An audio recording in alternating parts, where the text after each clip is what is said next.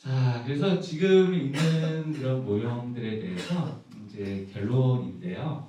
그래서 우리가 이제 AI 기술을 이렇게 수용을 하게 되면 결국에는 이제 우리가 마음의 안정감을 얻고 성과를 올린다는 것을 이제 실증 분석을 했다. 특히 국내에 있는 중소기업 같은 경우에는 요즘 많이 GPT가 많이 그렇게 사용하면서 그리고 제가 또 여담으로 좀 드리는 말씀인데 우리 나라의 이제 인구가 많이 감소하고 있지 않습니까? 그래서 국가적인 위기다, 직업이 없어진다 하는데 오히려 저는 이런 인공지능 이런 거 사실 또 반대 입장에서는 또 이런 얘기도 합니다. 인공지능이 나타나서 내 직업이 다 없어지고 미래의 직업이 다 없어질 거다. 그러면 제 관점에서는 그러면 직업도 없어지지만 인구도 줄이니까 그래서 어느 정도 지금 매칭이 되지 않을까 뭐 그런 또 희망으로 좀 이렇게 돌리고 있는데요. 어찌되었든 간에 우리가 이제 AI 기술 그리고 이런 생성형 AI 그런 것들은 우리나라 지금 뭐 발전 계획에도 그렇고 우리가 이제 부인할 수 없는 사실인 것 같습니다. 그래서 이제 우리가 이제 받아들여야 되는 게 이제 부인할 수 없는 그런 사실인 것 같습니다. 그래서 뭐 전부 다 유의하게 나왔고 이중 매개 효과도 이제 확인이 됐다. 결국 우리가 이제 AI 기술을 사용하게 되면은 기업 성과가 높아지는구나라는 그런 영향 경로 제가 드린 영향 경로가 실증적으로 이제 지지되었다라고 보시면 되겠습니다. 그래서 지금 요거는 이제 연구의 의의점, 시사점입니다. 그래서 기술 수용 모형을 우리가 보통 이제 MIS 쪽에서는 다른 뭐 기술에 대한 뭐 그런 테크닉 뭐 그런 것 쪽으로 이렇게 봤지만 종업원들의 이제 마음가짐, 건강을 좀 이렇게 주제로 해서 이제 실증 분석을 했다라는 것이 좀 시사점인 것 같고요. 결국에 이 제가 빨간 글씨로 이렇게 표현을 했는데 우리가 이제 AX 시대에 도입을 하게 되면은 과연 우리 복지 경영 관점에서 저는 지금 굉장히 궁금하고 되게 기대가 되고 또 굉장히 또 재미있게 정말 의미가 있겠다라고 생각하는 게 사실 이제 회사에서는 지금 AI 다 써요. GPT 다 씁니다. GPT 다 쓰고 뭘 할 때도 이제 오히려 이제 GPT도 요즘은 이제 회사 버전으로 이렇게 많이 나왔잖아요. 그래서 기업 버전 이용해서 물론 이제 기업에서는 일반적인 버전을 하면은 기업에 대한 핵심적인 그런 비밀 자료가 다 유출되기 때문에 못 쓰게 하지만 그게 또 계약 관계를 통해 가지고 기업에서도 이제 사용할 수 있게 되는데 과연 우리 이제 복지 경영 관점에서 우리가 있는 어떤 것들이 AI를 좀 사용하면은 과연 도움이 될까? 아무래도 그 부분에 대해서 우리가 많은 숙제가 이렇게 남아 있는 것 같습니다. 그래서 복지경영 현장에서 과연 도입 방안에 대한 어떤 주제들이 많이 있을까? 그런 주제들을 많이 발굴해서 우리가 연구를 해서 우리 복지경영학과의 학술지에 좀 게재를 하고 그렇게 되면은 우리 학회도 발전이 되고 또 우리 복지경영 분야에 대한 그런 연구도 활발히 이렇게 수행이 돼가지고 국가에도 기여하고 우리 학과에도 기여할 수 있지 않을까 그런 관점에서 좀 생각을 많이 해봤고요. 자 그리고 요거는 이제 한계점입니다. 그래서 이건 일반적인 그런 내용이에요. 그래서 일반 중소기업 종사자들을 대상으로 이제 수집을 했다. 그리고 이제 종단연구 필요하다. 그리고 뭐 자기보고식 방법을 했기 때문에 커먼 메서드 바이어스 존재한다. 그리고 뭐 AI 기반 기술을 포괄적으로 측정 그리고 그 사용하는 기술 그리고 다양한 툴의 종류 굉장히 많이 있는데 그런 것들에 대해서 약간 결과가 다르게 존재가 나올 그러니까 예를 들어서 뭐 다른 좀 아직 학습이 안 된 또 AI 툴을 사용하는 사람도 있을 것이고 또 대중적인 또 AI 툴을 사용하는 사람도 있을 것이고 거기에 대해서는 또 저희가 따로 조사를 안 했기 때문에 좀 느끼는 점이 다르게 나타날 가능성이 존재한다라는 것을 제가 한계적으로 이렇게 잡았습니다. 요거는 우리 정준수 편집위원장님께서 제가 이거 고민을 하고 있어요 라고 이렇게 말씀드렸더니 사회복지 쪽에도 이런 논문이 있더라 라고 이렇게 좀 말씀을 주셨어요. 그래서 그 부분에 대해서 복지경영 분야 연구 사례 이렇게 좀 말씀드리려고 합니다. 그래서 제가 좀 오늘 원래는 제 논문만 발표하고 좀 토론하려고 했는데 그래도 이제 사회복지 분야에 있는 기술 도입에 대한 연구에 대해서 이제 좀 샘플을 좀 말씀드리면 어떨까라고 해서 좀 준비를 했습니다. 요거는 이제 코로나 시대 때 사회복지관에서 이제 스마트 기술을 이제 도입을 한 거예요. 그러니까 지금 인공지능을 우리가 도입을 한 거가 이제 그때는 이제 AI가 이제 활성화되던 시기가 아니었기 때문에 뭐 유튜브나 줌을 통해 가지고 이제 사회복지 활동을 하고 그랬던 것 같습니다. 그래서 이런 비대면 온라인 서비스, 그러니까 요 연구 주제는 이 비대면 온라인 서비스를 어떻게 수용을 해가지고 도입을 했는가 이제 현상 연구를 위한 그런 결과고요. 요거는 저자께서 이제 서울여대에서 이렇게 좀 연구해서 이제 발표한 그런 논문입니다. 그래서 요것에 대해서도 좀 서머리를 좀 해드리고 달려갈 것 같아가지고요. 그래서 요거는 뭐 위드 코로나 시기에 여기 연구 질문인데요. 사회복지관의 이제 비대면 서비스를 에 대해서 이제 조사를 한 거죠.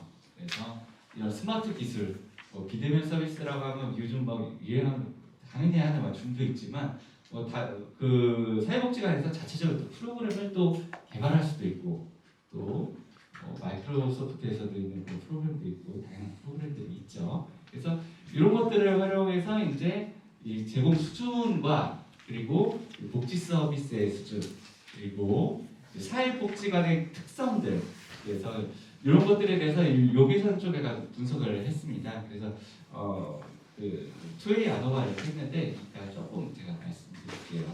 그리고 이 향후 사회복지관에 이런 기술을 도입하기 위해서는 뭐가 필요할까? 뭐 이런 형태로 해서 현안 분석과 재원 정도를 이렇게 시행한 연구 사례입니다. 자, 그래서 앞에 있는 그 서론 내용은 그냥 시간 관계상 제가 정리했고 그냥 여기 연구 방법에 대해서만 좀 말씀드리고 싶어가지고요. 지금 보시면은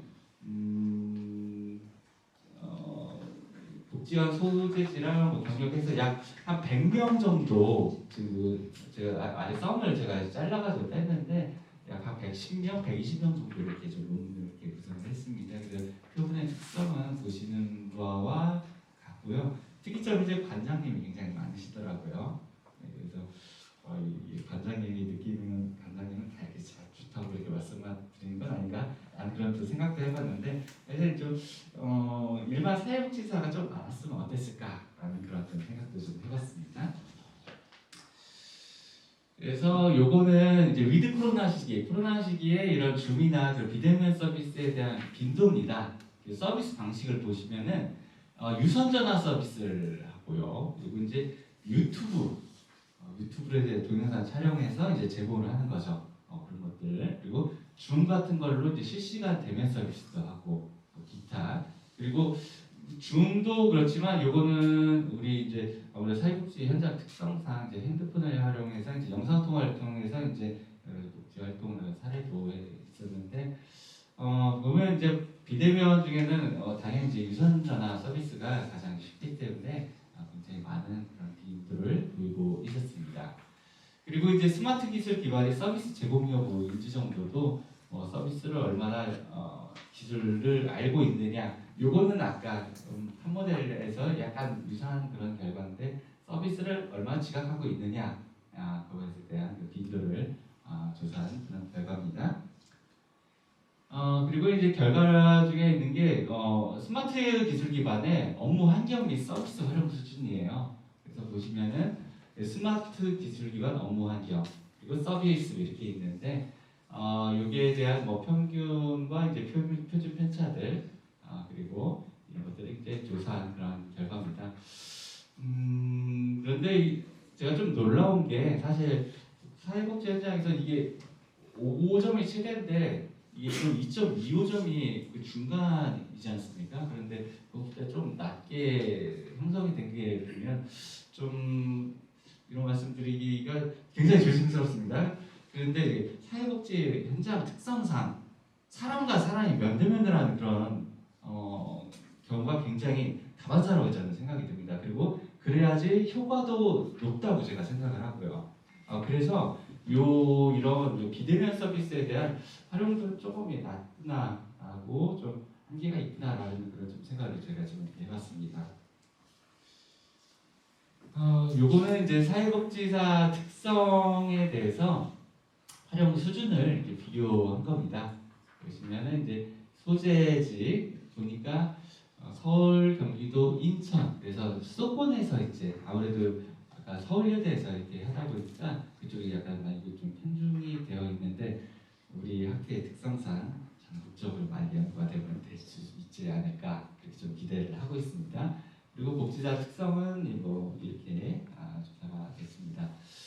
그래서 요거는 보면은 뭐 실패 사업 검정 투웨이 안오버 해가지고 사업 검정 결과인데 보면은 뭐 유의한 거는 딱히 없고 여기서만 좀 이렇게 특성에서만 좀 차이가 있는 걸로 좀 나타났습니다. 역시 자 그리고 이거는 이제 활용 수준 아까 보여드린 거죠. 네. 그래서 이제 다음으로 있는 거는 이제 사회복지가 필요요인 우리가 이제 이런 스마트 기술을 활용해서 이제 진행하려면 어떤 것이 필요할까 필요 요인들을 이렇게 조사하는 그런 결과입니다. 그래서 필요한 것들은 엄청나게 이렇게 많습니다. 거의 뭐 4.3이면은 거의 거의 다 이게 4가 보통 이제 네, 그렇다. 그리고 5가 이제 매우 그렇다인데 다 이게 필요하다고 좀 생각을 많이 이렇게 하시는 것 같아요. 근데 여기에서 좀 특이하게 좀 높은 게 이제 스마트 워크 근무 환경이 조성될 필요가 있다. 그리고 또 기관의 혁신적 방향을 추구하는 조직 문화 뭐 이런 부분이 좀 약간 많이 필요하다라고 이렇게 좀 보여지고요. 상대적으로 좀 낮은 것들은 보면 이제 3.85 빅데이터 등을 활용한 정확한 자료에 근거한 증명 서비스 강화. 사실 이게 이제 AI거든요. 그런데 사실 우리 사회복지 현장에서는 이런 AI나 뭐 혁신적 기술 도입은 아직은 인식으로 좀 약간 필요성을 느끼는 게 약간 상대적으로 이제 기업보다는 적구나라는 것을 그런 차이점을 제가 좀 장표로 좀 이렇게 생각을 해봤습니다. 우리 하 교수님 설명 너무 잘 들었어요. 그리고 그 학술적인 진솔성이 존경스럽습니다. 예, 감사드리고요. 하여튼 그 주제가 굉장히 시의성 있고 아주 호기심 있어서 강의를 잘 들었습니다. 저는 이 AI 활용을 하면은 업무 성과가 오를 거냐 안 오를 거냐는 아까 그 가설을 세워도 모두 다 가설을 받아들이는 그런 논문이었고 특히 이제 그 현상을 우리가 봐도 AI를 업무에 도입하면 업무 성과는 올 거다라는 그 우리 일반적인 명제를 증명해서 한결 좋았습니다. 다만 저는 이제 토론자로서 본론의 질문자로서 이제 말씀을 드리면은 혹시 모형에서 이 아까 그 독립 변수 2개하고 4개 변수 하나, 그 다음에 종속 변수 성과를 나왔었죠. 예. 독립 변수 2개에다가 4개 변수, 그 다음에 이제 종속 변수를 하는데요. 혹시 노파심입니다. 우리가 이제 흐리다 보면은 심리적 안정감은 상당히 업무 성과가 높아질 거다. 빠른 시간 내에 내 업무를 완성할 수 있을 거다. 밑에 내가 수집하지 못한 서령 연구도 얘가 다 챙겨줄 거다라는 심리적 안정감은 굉장히 좋지요. 근데 반면에 우리가 심리적 좀 부담감도 있거든요. 예를 들면은 이 결과가 진짜 팩트가 맞을 건가? 혹시 생성형 AI이기 때문에 혹시 만들어내는 건 아닐까? 내가 검토는 어떻게 할까? 이런 게 있어서 혹시 매개 변수로 심리적 안정감뿐만 아니라 심리적 부담감도 넣었더라면 그랬더라면 오히려 더 혹시 그 가설은 동일하게 나올다고 좀 봐요. 아까 T값도 거의 그렇고 그건 동일하게 나올 건데 다만 매개 변수의 영향 효과가 좀 더 나오지 않았을까라는 그런 아쉬움이 있습니다. 이상입니다. 네, 좋은 이해 너무 감사드립니다. 사실 여기에 이제 심리적 부담감이 있으면 훨씬 더 완성도 높은 논문이 될 것 같긴 했는데요. 저도 사실 이게 소논문으로 이렇게 살짝 작게 이렇게 준비하다 보니까 그런 부분 미처 이렇게 준비를 못했는데 말씀 말씀해주신 내용에 기반해서 좀 그렇게 연구를 좀 다음 연구에서 좀 디벨롭해서 이렇게 좀 진행하고 또 이제 사회복지 쪽에 많이 접목시켜서 이렇게 진행하도록 하겠습니다. 예, 또 차별성. 앞에 뒤에서 아까 그 서울여대 논문을 보여주시는데요. 사회복지 분야에는 AI를 도입해서 두 가지 측면이 있어요. 하나는 행정기획 측면에 AI가 기여해 주는 게 있을 거고, 두 번째 측면은 서비스 제고 측면, 피지컬 AI를 통한 서비스 제고 측면이 있다고 봐요. 그래서 두 가지 측면에서 혹시 교수님께서 앞으로 우리 복지영양학에 학술적으로 좀 기여해 주신다면 순수하게 기획 행정 쪽 AI, 피지컬 쪽 AI 두 축을 아울러 주시면 아주 저희들은 땡큐입니다. 감사합니다. 네, 알겠습니다.